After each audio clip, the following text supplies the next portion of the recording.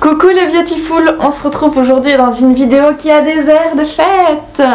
J'aime bien, j'adore cette période avec l'esprit de Noël qui commence, il y a des petites lumières partout, ils ont mis les décos dans les rues et tout, c'est trop bien. Si je vous ai fait cette vidéo aujourd'hui, c'est pas pour vous parler de l'esprit de Noël, c'est surtout parce que avec l'arrivée des fêtes, c'est toujours les mêmes réflexions.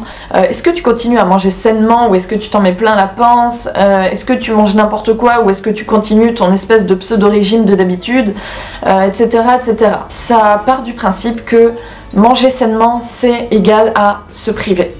Alors en ce qui me concerne, je ne mange absolument pas de produits animaux, c'est à dire que je suis végétalienne, donc pas de viande, pas de poisson, pas de fromage, pas d'œufs, pas de miel. Je mange pas non plus de sucre raffiné parce que ça ne me va pas, ça ne me convient pas, ça ne convient pas à mon corps et le sucre raffiné c'est une vraie saloperie et voilà. Mais on va pas débattre de ça maintenant, si le sujet vous intéresse j'ai fait une vidéo dans la barre d'infos, il y a le lien. J'aimerais dire à propos de ce mode de vie là, parce que c'est un mode de vie, hein, c'est pas un régime ou un pseudo-régime comme je l'entends régulièrement. J'aimerais avoir cette petite réflexion avec vous sur le fait que manger sainement c'est forcément se priver ou pas, parce que moi je vis pas du tout ça comme étant une privation. Pour en revenir avec l'arrivée des fêtes, en fait c'est que d'un point de vue social, il est normal et il est socialement admis que pendant les fêtes on doit manger n'importe quoi, on va s'en mettre plein la panse, on va se rendre malade. Enfin moi il y a un truc qui m'avait choqué, c'était l'an dernier je crois, c'était passé aux 20h, carrément, c'était passé aux infos du soir. Et en fait le présentateur avait invité un médecin pour expliquer comment faire pour éviter d'être trop malade pendant les fêtes. Déjà, on part sur une réflexion qui est un peu bizarre, parce que pourquoi est-ce que pendant les fêtes on serait obligatoirement malade?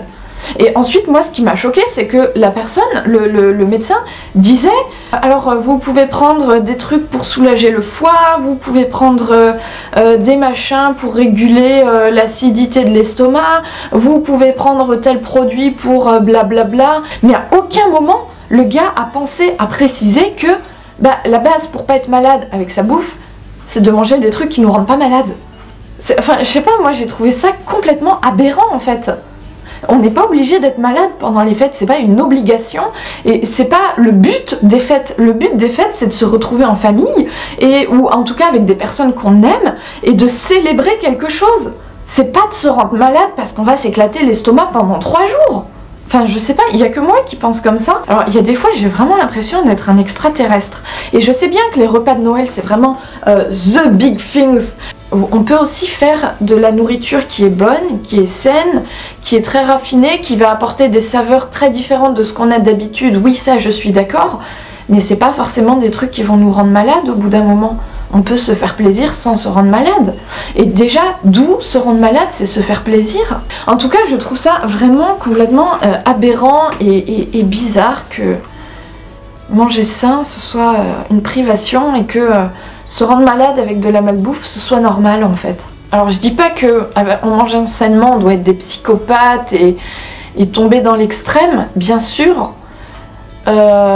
Et si vous vous posez la question, ça m'arrive de manger des trucs un peu pas forcément hyper sains de temps en temps. Je vous renvoie d'ailleurs au crash test qu'on a fait avec ma très chère amie Caroline où on a mangé de la nourriture industrielle. C'était bio et vegan mais c'était quand même transformé de manière industrielle et je l'ai ramené d'Allemagne et on a fait une vidéo crash test là-dessus. Je vous renvoie à ce crash test. Voilà, ça m'arrive. Après je le fais pas tous les jours et je sais très bien que si je mange ces trucs là en excès ça va me rendre malade. Donc c'est juste une question d'équilibre. Et en fait pour moi l'équilibre de ce point de vue là c'est pas une privation, c'est une absence d'auto-torture. Parce qu'on est bien d'accord que quand on s'enfile 3 bouteilles de soda ou un paquet de bonbons entiers dans une seule journée, c'est pas qu'on se fait plaisir, c'est juste que le lendemain on va être malade. On est d'accord que quand on va s'éclater le ventre pendant les fêtes, pendant 3 jours à manger comme des hippopotames enceintes, c'est pas à se faire plaisir, c'est juste de l'auto-torture. Ce genre de comportement un peu autodestructeur, j'ai l'impression que c'est vraiment dans l'éducation humaine. Et j'insiste vraiment sur le mot d'éducation et pas sur le mot de nature humaine, parce que je pense pas que l'homme soit foncièrement mauvais et foncièrement automatiquement destructeur, etc. Vous prenez un petit enfant par exemple, et ben, il va toujours chercher l'amour, chercher la compagnie des gens qui l'aiment ou des gens qui sont censés l'aimer en tout cas, mais il y aura toujours une recherche d'amour. Donc c'est vraiment en grandissant et avec l'éducation et le fait qu'on soit tout simplement pas forcément très outillé sur un point de vue mental et émotionnel ou même spirituel pour pouvoir gérer un petit peu les épreuves qui nous arrivent et bien les vivre. Dans notre éducation, et souvent même dès le plus jeune âge, on nous apprend en fait que la nourriture ça peut compenser un certain nombre d'émotions et que ça peut très bien servir de tampon émotionnel pour ce qui nous arrive dans la vie de tous les jours. Et quand je dis que ça c'est souvent dès notre plus jeune âge, c'est avec par exemple le fait de mettre de la farine dans les biberons des bébés. Certes, ça les cale et ils dorment plus longtemps, mais ça leur apprend surtout que quand ils pleurent, le fait de manger, ça va les calmer. C'est un mécanisme qu'on met dans notre cerveau en fait depuis qu'on est très très jeune. C'est aussi une manière d'exprimer ses émotions et d'exprimer l'amour qu'on a pour l'autre. Quand j'allais chez certaines personnes de ma famille, par exemple, c'était vraiment le tsunami de malbouffe, de trucs à manger en fait qui étaient soit hyper gras, soit hyper salés, soit hyper sucrés, et en fait c'était se faire plaisir parce qu'on était content d'être ensemble et du coup ça passait surtout par la nourriture. Mais en fait quand on est avec les gens on est content d'être avec la personne, pas content de manger ce que la personne nous propose. Enfin il y a vraiment eu un espèce d'amalgame entre les deux. Et ça c'est un peu dommage parce que la nourriture c'est pour donner de l'énergie à notre corps, c'est pour se régénérer, c'est surtout pour vivre jour après jour, et c'est pas un tampon émotionnel et c'est certainement pas une manière d'exprimer ses émotions. C'est pas normal du tout, surtout quand on sait que la nourriture qui est censée exprimer nos émotions ou servir de tampon émotionnel, c'est une nourriture qui est destructrice la plupart du temps puisque c'est de la malbouffe. Et en plus, manger soi-disant sainement, c'est-à-dire manger en vrai comme les générations de nos grands-parents qui mangeaient des vrais aliments complets et pas des plats en chimie recréés en laboratoire avec des exhausteurs de goût, des conservateurs et des formes de sucre de plus en plus transformées et raffinées et des édulcorants et des trucs comme ça. Ça c'est manger comme nos grands-parents en fait, et en fait c'est parfaitement normal parce que c'est une vraie nourriture qui est censée nous faire du bien, nous régénérer, nous guérir jour après jour, nous permettre de grandir en bonne santé, de rester en bonne santé surtout, avec la diversité de saveurs, de couleurs, de goûts qui existent et la beauté de ce que la nature nous offre. Mais pourquoi est-ce que ce serait pas ça le vrai plaisir en fait? De manger des trucs qui nous font du bien, tant d'un point de vue moral que d'un point de vue physique, qui ont une diversité de couleurs et de saveurs qui est extraordinaire. Pourquoi est-ce que ce serait pas ça la vraie nourriture et le vrai plaisir de la nourriture? Je suis pas en train de dire qu'on devrait devenir des psychopathes de la nourriture.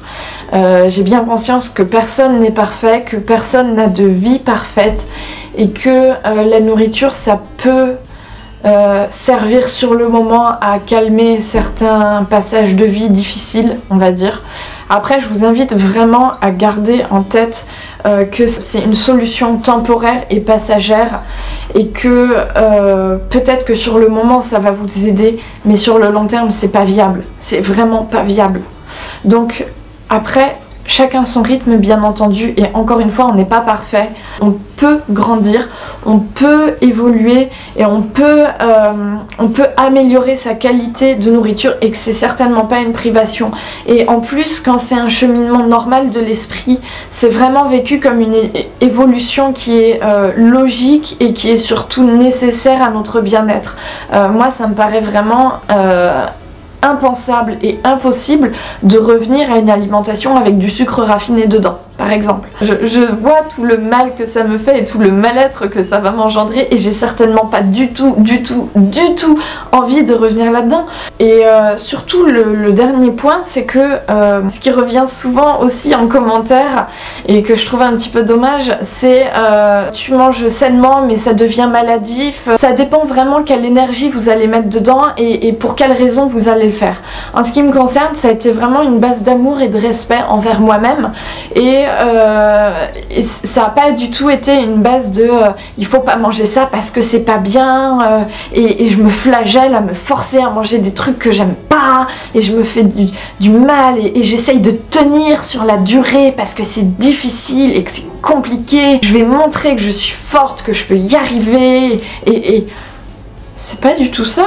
Non, tous les jours je me fais plaisir, je mange des trucs que j'aime, je mange des trucs qui me font du bien, qui m'apportent de l'énergie, qui m'apportent de la vie, et c'est une recherche de vie, de respect et d'amour pour moi-même qui se fait jour après jour. C'est pas difficile parce que c'est quelque chose de logique et de normal dans mon évolution.